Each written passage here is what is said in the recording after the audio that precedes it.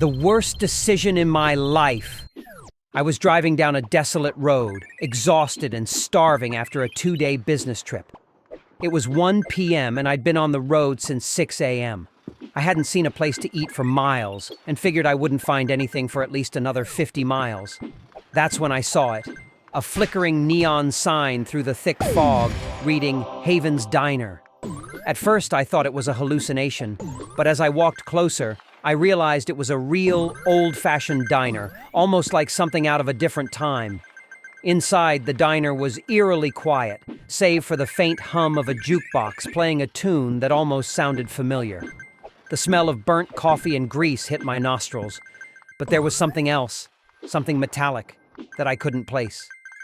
The place was deserted except for a waitress, standing by the counter with an unnervingly wide smile. Her eyes locked on me, like she'd been waiting for my arrival. I slipped into a booth by the window, barely glancing at the menu when she suddenly appeared, setting a steaming plate of meatloaf in front of me. The sight of it made my stomach churn. It was exactly like my mom's recipe. Overcooked edges, the exact shade of gravy. But she hadn't made it in over 10 years, not since her death. "How did you know?" I started to ask, but the words caught in my throat. The waitress only tilted her head, still smiling, and walked back to the counter without a word. I should have left right then, but I was too hungry and too tired. The smell of the meatloaf filled me with a bittersweet nostalgia I couldn't resist. I took a bite. It was perfect, exactly how I remembered it. But as I chewed, a strange feeling crept over me. I felt like I was being watched by someone I couldn't see. The hair on the back of my neck stood up. I glanced around the diner. It was still empty, except for the waitress, who stood completely still, her back turned to me. Then I noticed the clock above the counter. It was stuck at 3:33. The second hand twitched but never moved forward. A chill ran down my spine, and my appetite vanished. I stood up, leaving the half-eaten plate behind, and headed for the door. "Leaving so soon?"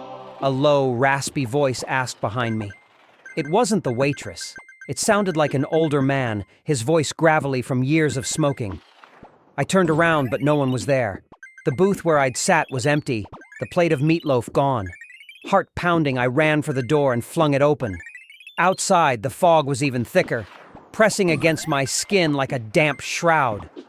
But when I looked for my car, it was gone. In its place stood another sign, smaller than the one outside, reading, "You're always welcome at Haven's Diner. See you soon." I began walking, hoping to find the road, another car, anything. But no matter how far I went, I always ended up back in front of that damn diner. Every time I returned, the same plate of meatloaf was waiting for me, steaming hot and just like Mom used to make it. I don't know how long I've been here. Days? Weeks? The clock still says 3:33, and the waitress still smiles that unnerving smile. The jukebox keeps playing the same almost familiar song on loop. I can't leave, and I'm afraid to eat again. But the smell of that meatloaf grows stronger, and my hunger is becoming unbearable. If you ever pass a Haven's Diner along the side of the road, don't stop. No matter how hungry you are, no matter how tired, just keep going. Don't forget to leave a like and sub. Thanks for watching.